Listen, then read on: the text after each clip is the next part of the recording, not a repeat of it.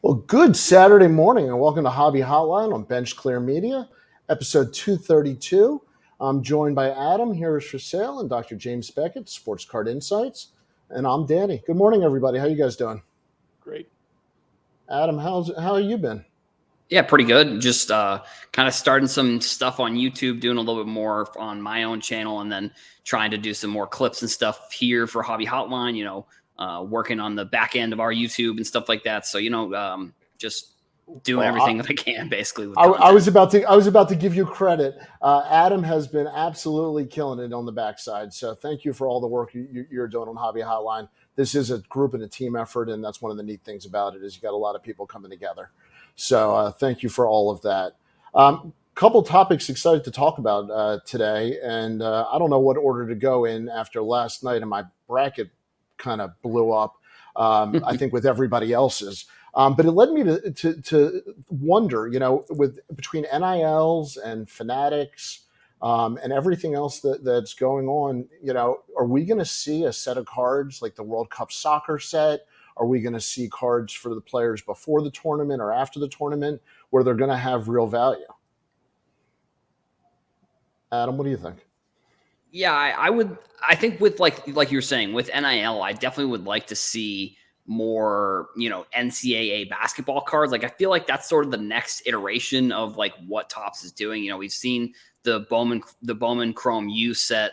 We've seen like they've done like the Topps or the Bowman Next Topps Now set with some basketball players. We have the Topps Chrome McDonald's All American set coming out soon. So I would imagine that there's something coming down the pipeline. I guess it'll be interesting. Like, I don't know how they'll be able to do it when it comes to like March Madness, if if it'll have to be like after the fact that they come out with the set, or if it's like because like with it, like, there's always like the snubs that don't make it to the NCAA tournament. So it's like tough for them to probably quickly turn around a set like the World Cup. We kind of know who's making the World Cup. And then same with like, the college football playoff. If they come out with some set like that, it's probably a little bit tougher to turn around a set as quickly as maybe people would be interested in it. But I think if it included some of the big names that are going to be in the upcoming draft, like doing it maybe like later on, like I guess it would be tough.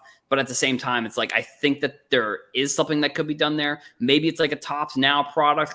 Maybe it's a Bowman set or something like that. But yeah, I mean, I think I would like to see. I'm always a fan, especially now with NIL, like how Topps can come out with the license set. Like I'm always a fan of adding some sort of new maybe fan base into the hobby, because like a lot of the basketball programs, like they probably don't have like pro teams, so they maybe don't have these pro players that they can collect their cards of. And also I think with college too, like, when you're a fan of a player in college, you kind of follow them most of the time throughout their career, depending on how diehard you are. But like, and it's always changing too. That's kind of the other thing. So yeah, I would like to see some sort of set. It'll be interesting to see how they would be able to execute it, but I think it would be kind of cool. What do you think, Dr. Beckett? Well, two things. One, my friends that are getting real involved with college sports recruiting, there's promises made to these athletes when they come in, and they're literally guaranteed, in many cases, 5-figure or 6-figure, or even 7-figure NIL money without any regard to where that's going to come from. They're just guaranteed they're going to get, and I don't know if it's coming from a booster or whatever for a personal appearance kind of thing. But so having said that, when these young basketball players get these guarantees, this is a way to monetize it, with other people's money and not from the boosters. So these things have to be in the works. If they're not contemplating memorabilia and card stuff, they're really missing out.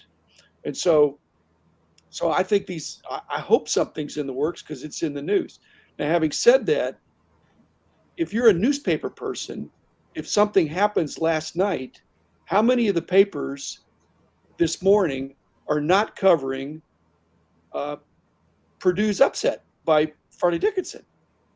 It's all going to be in there with photos. Okay, well, how's it different from a card set? They could do paper sets,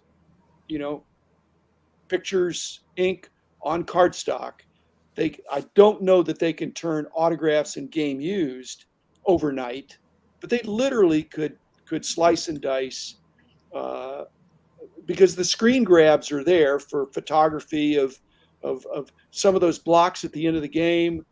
You know, all the Farley Dickinson guys were just playing at hyperspeed, and all the Purdue guys were just lost heart. They were doing slow mo. Anyway, you could capture photos from that, have it produced this morning, and pre-sold today to be shipped today or tomorrow. Again, I just don't know if that's going to be of great interest without the autographs, or maybe you'd have a chance to get an autograph that would be redeemed at a later date. So I think the NIL people are missing the boat if they're not hitting the memorabilia and card market hard. And again, it's anything that's going to get attention and be newsworthy is going to be good for our whole industry. That's my thought. Absolutely. And I wonder, Adam, to your point of how many teams, will get in, and Dr. Becker, maybe you can speak to the logistics. Couldn't they print 100 teams and just eat a couple? Would that be such a monetary loss, or is that something absorbable? Well, it's everything in the hobby is counter instinctual. So let's say last month they get releases from all the teams that they think might be in March Madness, and as we know, only 68 got in, and 4 of them were very briefly involved. So they got 68 teams. They picked 100. Okay, well, like I said, they don't need to do it in advance unless they're going to do autographs and game used and things like that. And, Right. and probably not even game used, but player worn, let's say. They could do this in advance. Yeah, Here's we the can't. issue. When the 68 teams get through, would they throw the other 32 teams in the dumpster? I don't think so. I think also teams make the NIT as well. I know, but they'd be short prints. I mean, they're not going to throw away assets. Now, if it's a paper card of a player that didn't do anything, a team didn't make it, maybe those go in the dumpster. But any game used or autograph stuff from a player, like Adam says, they've gotten the NIT or just a good player that might be drafted. And what we found out from Farley Dickinson is that you shouldn't be picking favorites in advance. You've got players there that you would not have thought. The one guy wasn't even a starter. Yeah. Let's catch up on some hellos. We got Rex in the shop, the card shop. Good morning to you guys. We have Frank. Good morning, gentlemen. Michael, pleasure. Thank you for joining us. Mark, I think we all agree with that. We could listen to Dr. Beckett. I don't know if you need to put the amount of years in there.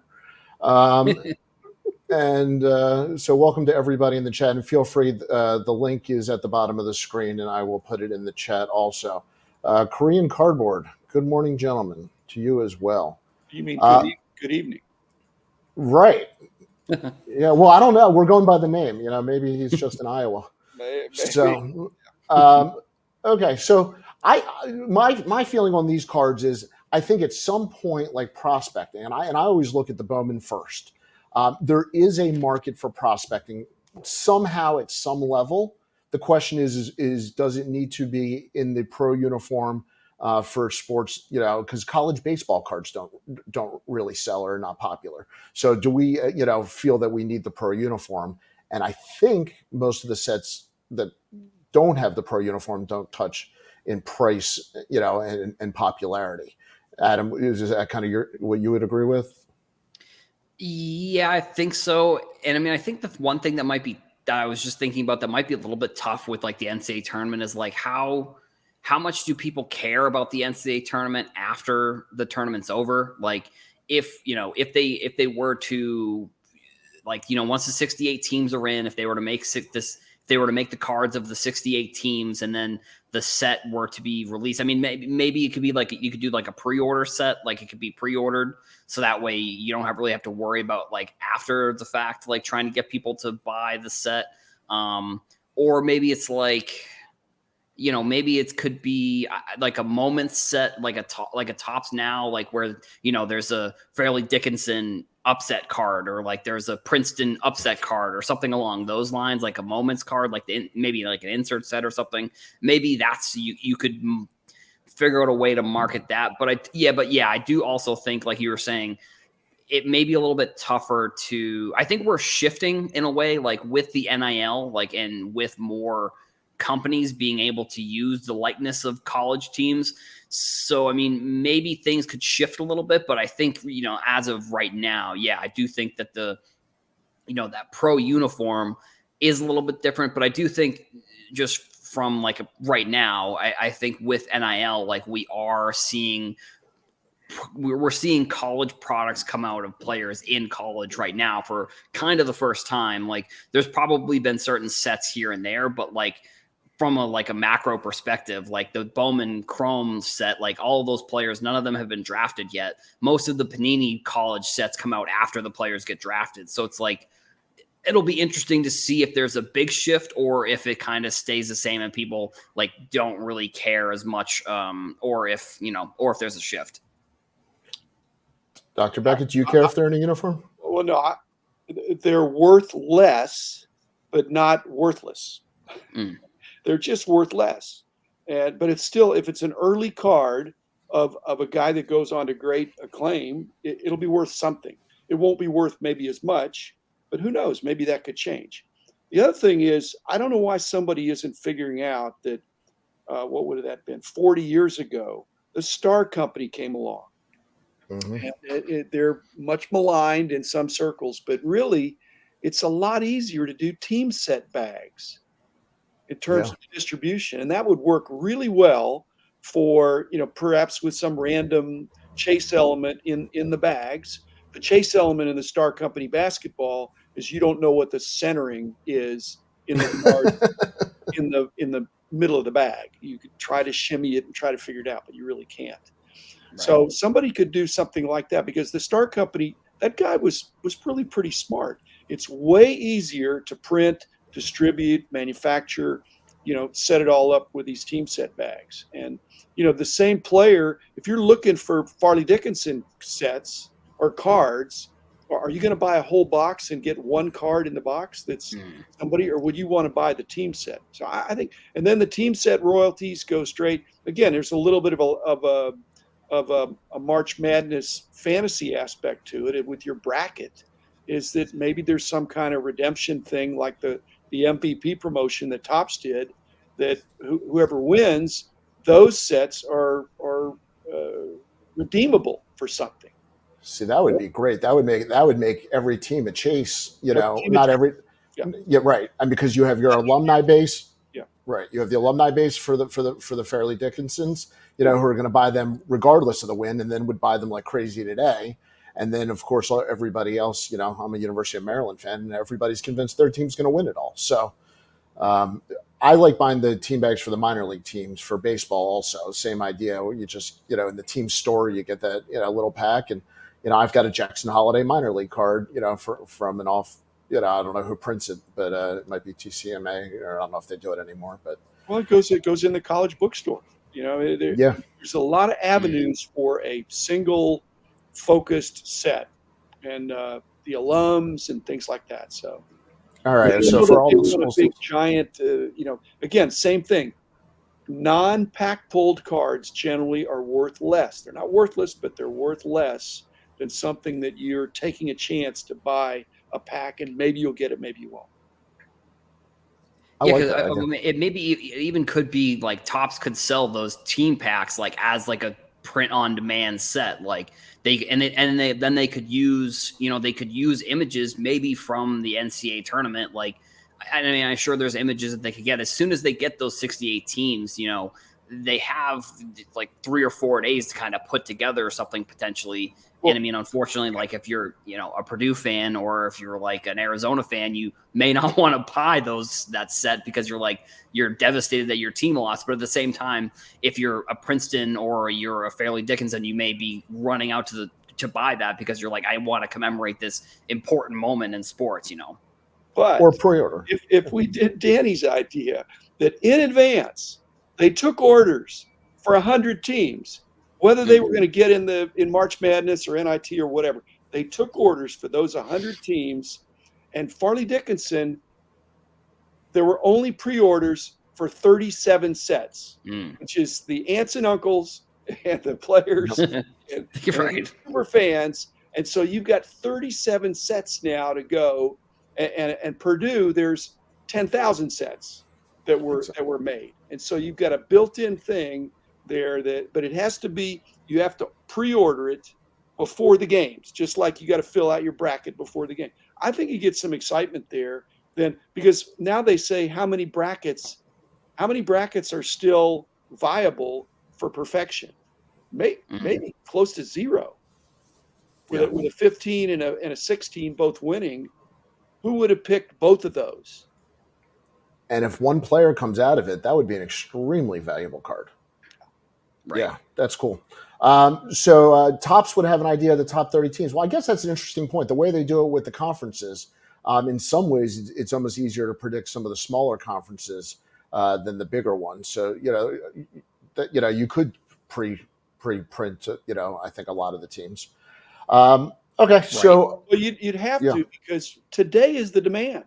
Exactly. If you wait until tomorrow or Monday, let's say for sure, either Farley Dickinson is going to be and Princeton are still going to be news, or they're going to be an asterisk of a historical footnote of an amazing upset, 2 amazing upsets. Yeah, and Kevin says, like Steph Curry with Davidson, perfect example. Can you imagine if that card would have been available? It would have been like crazy. Michael says you could take the autos and transfer those to next year's NBA set as insert rookie RPAs is cross marketing. It's a great idea for the guys that'll make the NBA. One of the challenges of the NCAA tournament is very few of the guys are actually going to make the NBA. So that's why giving them a card is kind of cool. But it leads me to another tournament where not everybody is professional, and that's the World Baseball Classic. And I was lucky enough to go Tuesday night and see my first WBC game. I saw Israel face the Dominican Republic. Let me tell you something. The crowd was unbelievable. I've never had so much fun and excitement at a baseball game outside of my personal team's playoff game. So, it leads me to the same thought. How popular is the World Baseball Classic going to be long term? And Adam, you had a great thought on this. And is this ever going to be an item that affects card prices, or will the cards for the WBC ever become popular? Yeah, I think the tournament probably would have been a little bit, which also, first of all, it's the most watched baseball classic, I think, of all time. Like, I think that statistic came out the other day. Like, the pool play had like the most viewers, but probably because it was like on prime time a lot of the time. And then it was almost like the World Cup, where there was just like games the whole day. Like, I think a lot of the games that were in Japan were in like the early morning, afternoon, and then some of the like West Coast games were late at night, and then some of the games that were in Miami were like midnight, so it's or like 7-ish. So it's like there was a much easier opportunity for people to watch those games for this tournament. I also think that like if the tournament the last time around hadn't been canceled, this one probably would have been more popular. And I just think overall, like it's kind of a similar situation. Like, Topps is coming out with the Topps Now World Baseball Classic cards. I would be interested to see sort of what happens to those cards if they're popular in the future, or what happens with them.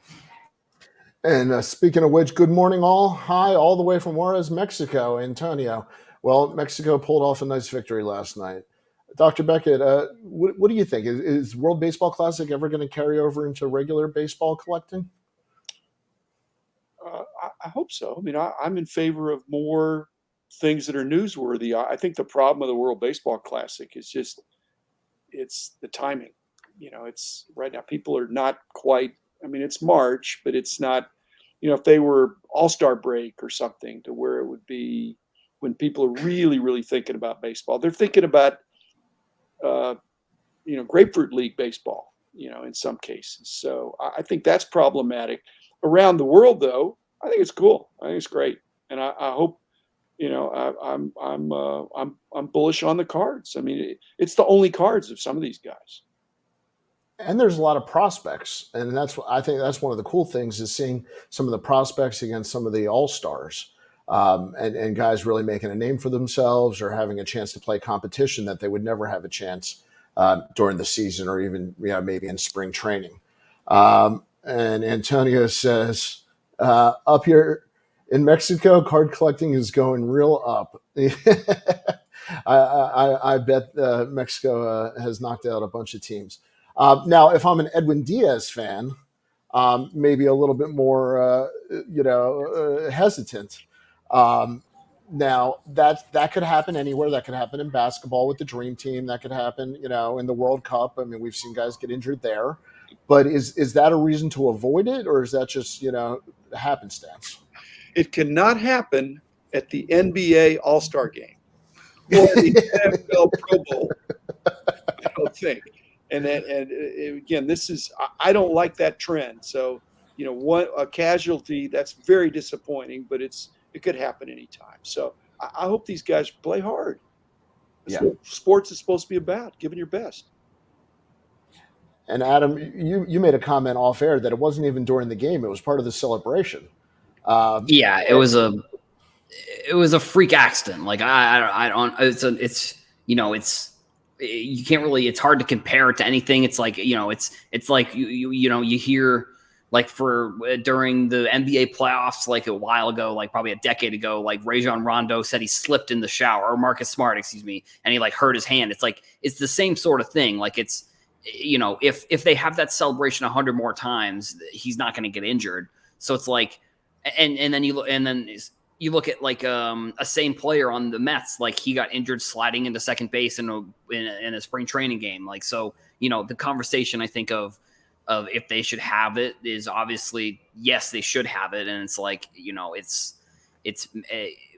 I think it's good for the sport. I think it increases the, I guess Shohei Ohtani has always been sort of this enigma and this, superstar talent, but it's like, I think he on a global stage right now, he's really showing that he's probably going to sign like almost $1 billion contract when it's time for him to be a free agent. Like, and I just think that like, I think one cool thing actually that came out, it was like Ohtani hit the home run and then all the Japanese fans were like passing the ball around and taking pictures. I mean, that was like super cool. Obviously that would never happen in the United States. The second person that got the ball would run to their car with it probably, but like, I think that shows like it's a cool thing that happened at the stadium with Ohtani. And I mean, I think he is like, I don't know like what it's going to take for him to maybe be one of the best players of all time, but it's like he is every single season. It seems like he keeps outdoing himself, and it's amazing to see. And I mean, it's obviously somebody that I'm, rooting for. And we'll see sort of what happens with free agency. He may sign like the biggest contract in free agency of all time. Like we'll see. It's going to be probably pretty crazy. I will say that the only piece of merchandise my sons bought at the game was one of my sons bought a Shohei Ohtani Japanese jersey T-shirt. And he never wanted the Shohei on the Angels. So I found that very interesting that he loved the country and playing for country. And so, I think that's a big part of it for a lot of these players. I hear them talking about, they're just as excited to win the World Baseball Classic as they might be for the World Series. So to Dr. Beckett's point about playing hard, I think, some of them definitely care tremendously. But I like growing the game worldwide. I think, and Dr. Beckett, to your point earlier, growing the game worldwide, I think is the best part of the World Baseball Classic. Getting Randy Arozarena, as good as he is, to see him having that fun, not DHing, making a big catch in left field, not just hitting well. You see the personality. To me, that helps grow the game worldwide. Isn't that the goal? Yeah. So to Adam's point, it's more playing hard and less celebrating. But all these teams, I think, have clauses, for the kind of daredevil clauses in the contracts that you can't do skydiving, you can't race motorcycles or things like that in the off season. So apparently, you shouldn't celebrate either. But my wife has the same contract with me, so. okay. But I really wonder, like when I see my son buying that Shohei Japanese jersey, is there more of a market, Adam, for cards from country for a lot of people? Would Puerto Rican set of cards or a Dominican set of cards or a Japanese set of cards, would that create a whole new market? Almost similar to what we were talking about with the college markets. Yeah, I think so. I mean, I think too, like, Shohei Ohtani is never going to be on another national team. Like, he's never going to be, on another country. So it's like him getting the Japanese jersey shirt, like he can wear that forever because it's never going to go out of style, because it's not like you're getting an Angels Ohtani shirt and, he goes to, wherever he goes, to San Diego or the Red Sox, or he goes to the Yankees or wherever, Blue Jays or whatever team he goes to. You're never going to run into that issue where your shirt that you have is now, you can wear it because it's your shirt, but it's like, it's now out of date. Like, and I think that's one of the things with, the World Cup, with national teams, like all these types of things, like, within soccer, and I mean, it's a little bit different, but like within soccer cards, that's why I kind of see the national team cards as a little bit more important, because like within soccer specifically, like the culture of soccer is that you move around and you go to different teams all the time. So it's like when you get, you get the Dortmund Holland card, or you get a Dortmund Holland jersey. Now he's on Manchester City, and it's like, who knows if he goes to another team when his contract is up, or he gets sold or loaned or whatever. So yeah, I think the national team sets, like, you're always going to, that player will more than likely, I can't really imagine most or any players switching national teams, like, because there are within U.S. soccer, there are some players that have like the Mexican heritage, so they can choose between Mexico or United States. I don't know if it's necessarily like that within baseball, but like I do think that like those national sets, like I said, they're not going to be playing for another national team. Because once they choose, they can't really switch, and they can't switch because it's their nationality. But like, I think that those sets would be cool as well. I look at Fanatics saying they're growing this 10x or increasing marketing 10x, and there's only so many ways to go other than international. So I think international has to be a big part of this pie. Without revealing anything you may or may not know, Dr. Beckett, I mean, clearly that seems to have to be an important part of the Fanatics game plan moving forward. Well, if you increase your marketing, I mean, the reach of a lot of American kind of programming is global anyway. But I'm just impressed with your son. Instinctively knew to pick the variation T-shirt. Yep, it is. One that's the road less traveled, the one that's going to catch somebody's eye, and to Adam's point, is going to be timeless. It's timeless in a way that captures that moment. Whereas, when he leaves the Angels, which it's very likely that he will, that's going to look real dated. The Japan thing is going to look like that was a captured moment that is timeless. He'll connect that with going to that game forever. Right. That's another point. Good point. Exactly. And that's one of the things that I found at the World Baseball Classic to be unique was just, it was 7 games of baseball put into one game. And so it was common to see pitching changes in the first or second inning. Now, it was a very slow brand of baseball. They were on no pitch clocks or anything like that. But the excitement in the stadium. Now, would you guys like it if there was bands and horns and drums at regular games, or is once every 4 years enough?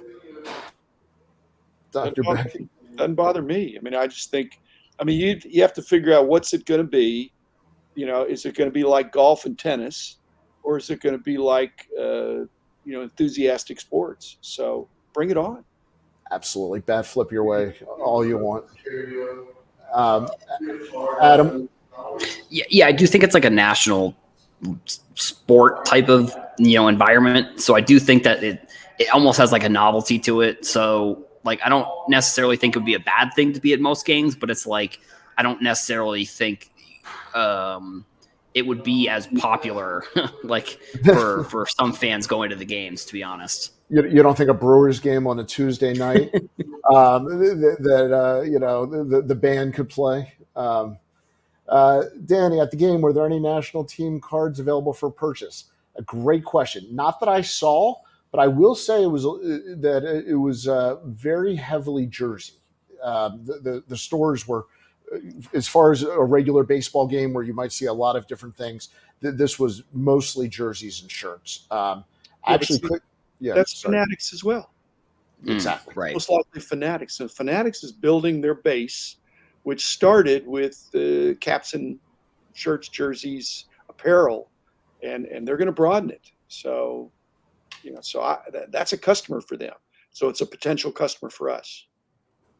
And Yeah, and that's I actually got one other thing. Like, I it's not necessarily sports card related, but like when I was in grad school, I took I was in one of my marketing classes, and the professor, the one thing that I will, probably the one quote that I remember from all the time that I was in grad school is the professor said that sports teams are not really sports teams; they're actually just fashion brands. Because you look at like the top teams, like a lot of their popularity isn't even because people like the team, it's because they like the branding. Like, the New York Yankees, like the New York Yankees hat is like sort of like an iconic logo. Same with Red Sox, same with a lot of other like Los Angeles Angels, same with like the Raiders, for example. Like, there are iconic brands that are that are more of a brand than they are maybe even people that are fan of the sports teams. And I mean, also, like, if I think for like the Shohei Ohtani Japanese shirt example, like if I saw that shirt out in public, I think that would be a really cool shirt. Like, I think like it's not something that you're seeing every day, so it's definitely like a cool. I don't know if it's necessarily like a. I think it would be cool to see in public. That, to be honest, like, and I think that kind of goes to the like sports teams being fashion brands rather than just sports teams for the most part. Well, if you're a Seinfeld fan, one of his favorite routines was, "We don't root for teams, we root for laundry." So I will take that on that. Live with Brad. I like the Texas Rangers because they are the Texas Rangers. Their branding is horrible. Yes, I guess you like the team in your city, even if you don't like their name. But I think that's one of the nice things about the World Baseball Classic. Now, let's talk about the hobby implications. Does somebody playing well in the World Baseball Classic, would that make you pay more or less for a card, or is it just kind of reinforces what you may have already thought of a player? What do you think, Dr. Beckett? It didn't make you pay more or less. It makes you seek out that card. And if that card has not been repriced, you're probably picking it up at whatever it was. But some of the dealers will be repricing their cards to reflect the latest if they see a move on some player. So, and you got to be careful because, a week later, that guy, there may be no demand for the same person. So if you try to goose it, sometimes you'll miss out. So there's probably some price equilibrium there when there's, somebody's hot in the moment. Again, there's two schools of thought. One is don't sell it, and the other is sell it while you can. Adam, is it more like spring training stats or something we should take seriously? I think it'll be interesting to see how these players who are playing in this game, how they start out their seasons. Like, if they start out playing better than some of the players in spring training, because like the spring training games, like, sure, maybe they're a little bit competitive, but like this, I feel like the tournament itself, like it's, they're turning the dial up to 11 when it comes to a lot of these players. Like, so I'll be interested to see sort of if it turns out to be like the, during the All-Star game with the home run derby, like if these players maybe turned it up a little bit too much too quickly and they start out the season slow, or if they come into the season and they just kind of continue the play that they've had. I think, there may be players that, that maybe people haven't heard of that eventually like will get a little bit of shine during this tournament. But I mean, for the most part, like, all the good players that are playing in the tournament, people sort of already knew that they were good, like the Trouts, Rosarena, people sort of, he's kind of on the fence, but at the same time, like, the desire for these players, I think there are some of the best players, so it's not like I don't think anybody's getting caught off guard necessarily by any of the players playing. But like I said, it'll be interesting to see sort of when we go into the season, how these players play, and maybe if that affects any prices as well. Mookie says, I have seen Otani prices rise for sure since the WBC. I'll admit I haven't checked specifically, but Otani's also, believe, won MVP for his pool in the first round. So he's not just playing well, as Adam said before. I mean, both sides, and we all know how good he was, but on this stage with this many eyeballs, it's amazing there's still any runway for him, but maybe we're just seeing the beginning of it, like you said, Adam, and we're looking at an all-time great. And maybe the only thing that separates that is just more playing time and more moments. So it's just U.S. Sports Cards. Good morning, all. I was wondering if Dr. Beckett could change one thing about the hobby in 2023. What would it be? Dr. Beckett, other than my sense of humor, what would you change in the hobby? How's that for off-the-cuff general question? I'll catch you. Yeah. Unequivocally say that I'm not able to do that. But I'm hoping, again, we're in a mixed market, so I'm not hoping that prices will go up or down. Some are going to go up, some are going to go down. But what I'm changing is probably, and again, I don't want to increase production a whole lot because I think we've got retail equilibrium at least where there's stuff on the retail shelves. I just want the one thing I want to change, I want to have more collectors at the end of 2023 than we did in 2022. That's the main thing. If there's more eyeballs, more interest, that will mean more dollars. That it's contagious when people are having a good time. And so I hope that's the big story at the end of 2023, that Fanatics marketing efforts paid off in terms of increasing the number of people in the hobby, that the National in Chicago has record attendance, beating all the others, including Anaheim, 30 more than 30 years ago. God, I can't believe Anaheim's been that long. Yeah, I was there and I was younger. Yeah, I was younger too. So the World Baseball Classic actually speaks to that. I mean, this is Fanatics expansion. Yeah. I mean, my son's a 12-year-old Pokemon fan, and now he has an Otani jersey. That is very directly related. So I was shocked at the great behavior of the fans. The noise, it didn't matter who you were rooting for. All the fans seemed to bond around the World Baseball Classic. And the civility and the fun, was really made the experience part of what I enjoyed. I also enjoy, and this is my transition here, a lot of hobby, social media and content creation, but not everybody always plays, with the same niceness or even the same etiquette of just loving thy neighbor. So I know, Adam, you had a situation specifically that you wanted to bring up that I'd love you to explain for people. Yeah, sure. So I've seen a lot of discourse over the past couple weeks about making sure to tag people and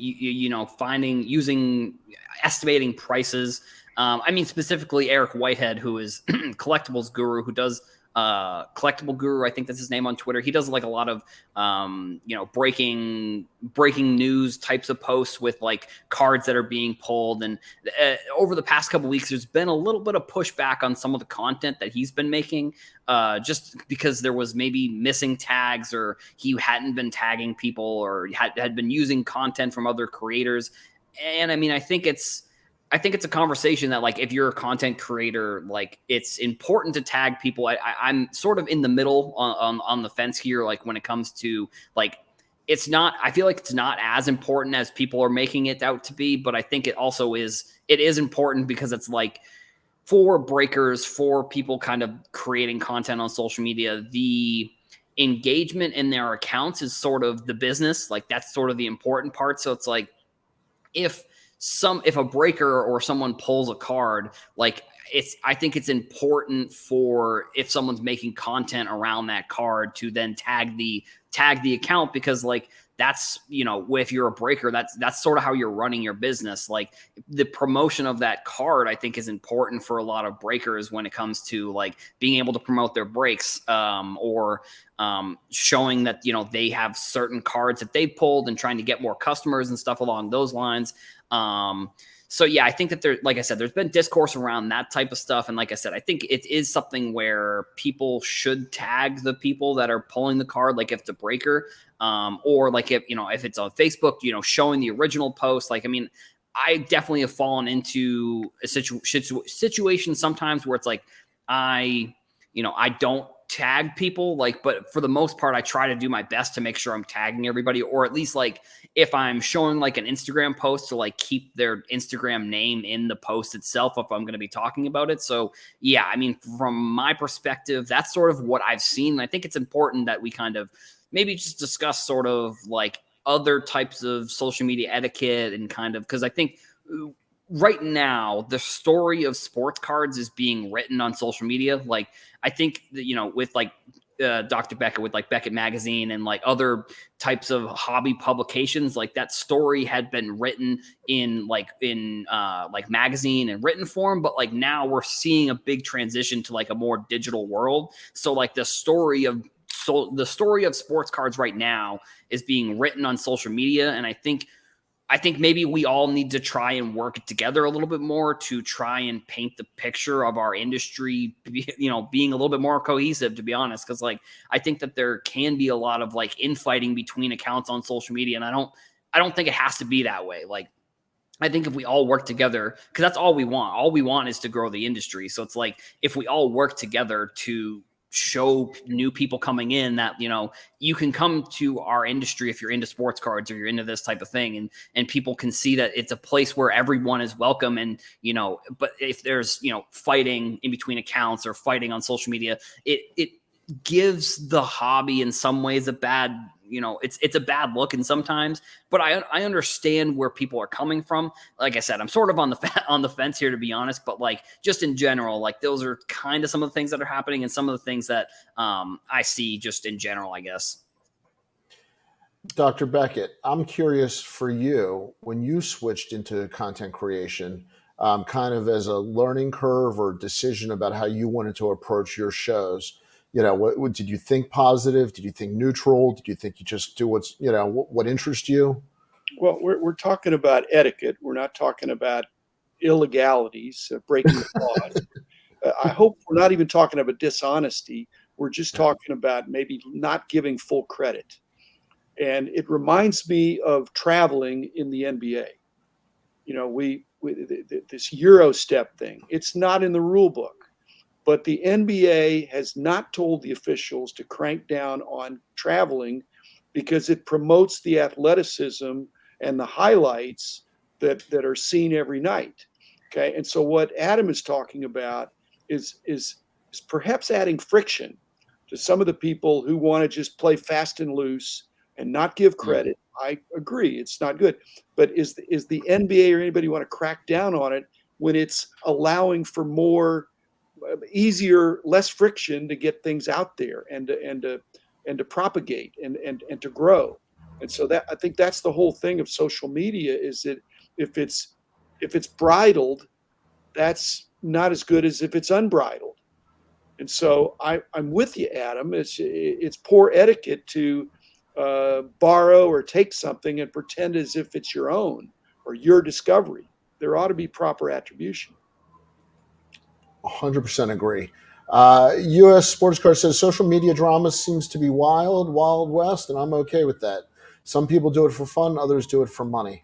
It is the wild west a little bit. I'll agree with that, and that's not specific to the hobby. YouTube, for anything right now, I'm always reminded by a good friend of mine that no matter how many views you think you get on YouTube, there's a snake eating a cricket somewhere with 10 million more.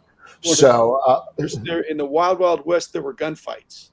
And you had the fastest gun, and then you had a gunfight, and you got killed by the other guy who was faster from the other town or that was coming through town. So nobody's dying here, but there are showdowns and a lot of posturing. And so again, Adam, I'm with you. I think proper etiquette sometimes is ignored. Yeah, I think too, like, unfortunately, like in a situation like this, the post in question probably got more engagement because of the drama sort of that it has created rather than like if there had just been tagging that had gone on in the first place.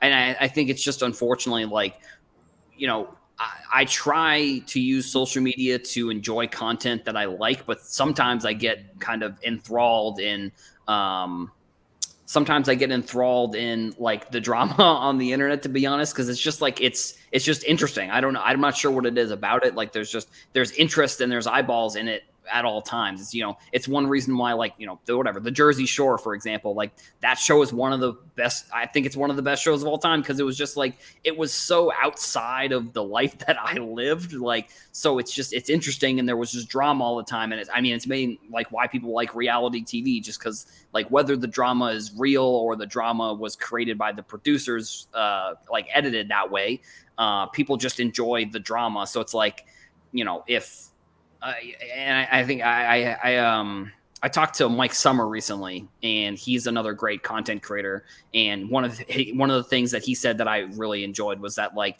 you should just if you're a creator and you enjoy creating, just do that and don't worry about creating content that you think other people are going to be interested in, because like at the end of the day, if you're just seeking the dopamine of people liking your posts or commenting, like eventually that's going to run out. And if you're seeking the dopamine of creating the content itself, you'll always be able to create stuff. And that's a little bit something I added at the end there, but I think that is something, in my opinion, from a content creation perspective that I try and follow myself, is like, if you're creating content, like create content that interests you, not what you think will be interesting to other people. And just one other thing, I think some people, that is what interests them, is like getting people to talk about it. So, it's both sides of the coin there, I think.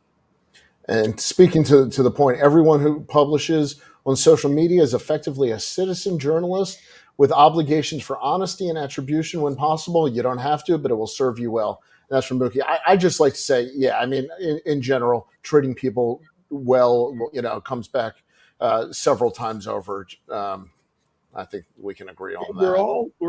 We're in a giant reality show. Right. Yes. And we know some of the other actors and there's good guys and bad guys. There's heels. So it's not, but it's unscripted. It's unscripted.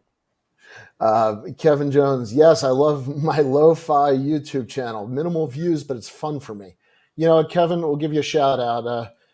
We'll make sure people tune in. We'll get you some viewers, because that's the idea. I think when we talk about growing the hobby or growing the market, we're talking about people who love what we love and just sharing. Who doesn't want to share what you love with other people and experience it? Right. And so, Cooter, welcome, Cooter, says growing the industry is not we need growing collectors and participants. Well, that's an interesting comment. I guess that's just how you separate the industry from the collectors and participants. But I will say the bottom line is we need more people that are interested in the cards, and the companies are there to support them, hopefully in some way or another. And with all the companies that came in, I think the ones that give the best customer service value are going to be the ones that stay around, because I think with the social media, there's a lot of watchdogs and a lot of commentary. So that's why, it's important to have the attribution if you're making a comment or you're reporting on something. Well, the negativity sometimes sells, but it's kind of like my wrestling analogy. If you're a heel in one of the wrestling federations, you've got to be interesting. If you're a jerk, you got to be a jerk in an interesting way. If you're going to lose, you've got to lose in an interesting way. You can't just be. There has to be some substance there. Otherwise, you don't have a following, and so you just can't be a. So you have to have some shtick, and so a lot of these people, Adam, we're talking about, have a shtick. They have something that sets them apart, and they're rubbing some people the wrong way, a lot of people the wrong way. But that's their sense of being a heel, I think. Maybe it's just the way they really are. But most of these wrestling guys are not heels in real life. And that's a huge point because I think not all hobby content creation is real life either. I think they're playing a part. They have a persona. Yeah. And my weakest point in content creation was when I lost my patience with somebody in the hobby. And I will say that my etiquette there was not what I wish it would have been. But it did. Something rubbed me the wrong way. And you know, I think this person enjoys playing a heel. And I think you're right, Dr. Beckett. Into the point in the comments is it was probably on me to ignore it. And if less people engaged in it, there would probably be more positivity that we could all share.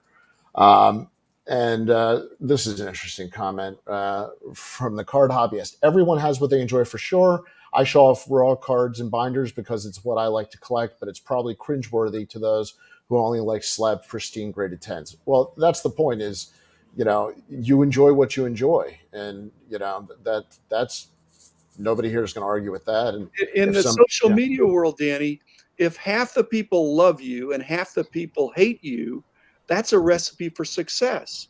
What's not a recipe for success is 10% of the people love you, 10% of the hate you, and 80% don't care. Yeah. And Yeah, so I think one of the, like polarizing is sells.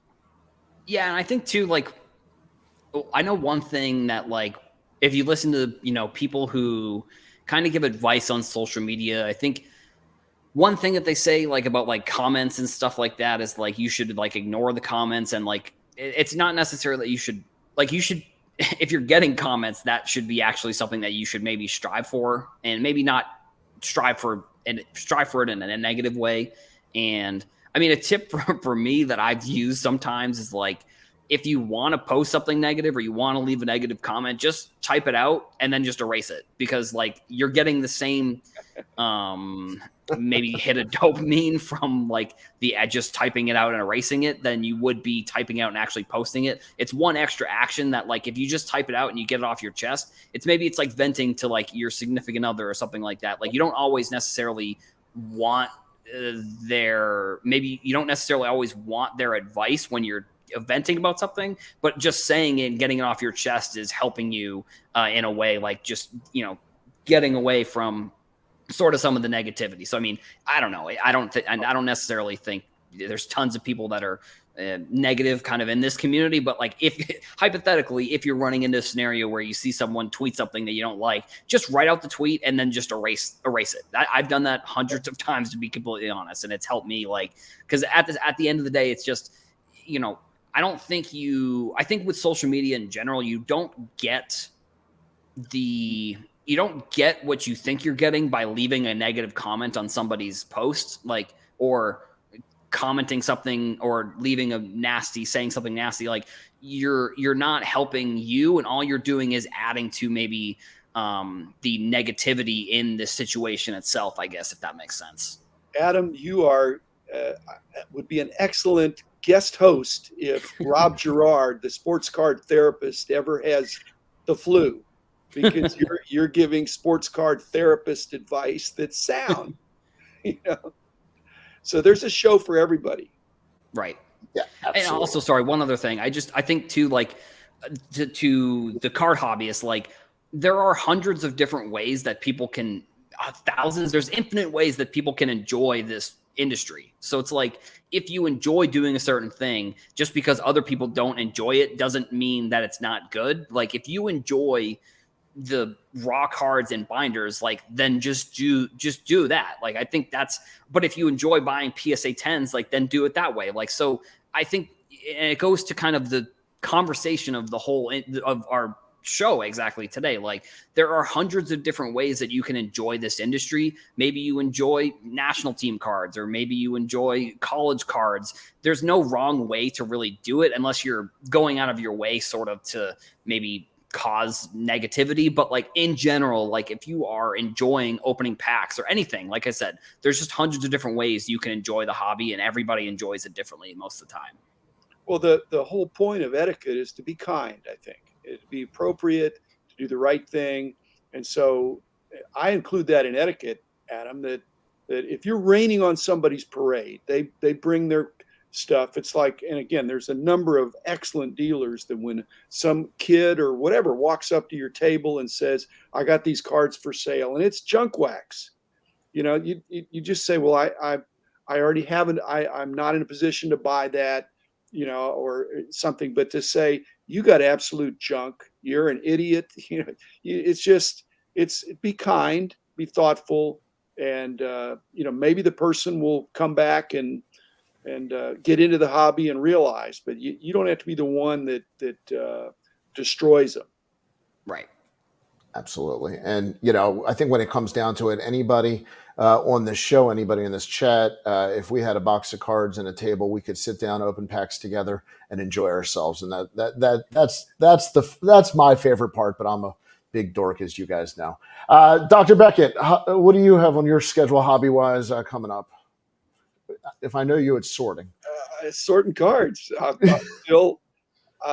got a strategy now of when I make 3 piles or 4 piles. One is for me, one is for Rich, one is for ComC, and a big pile for eBay.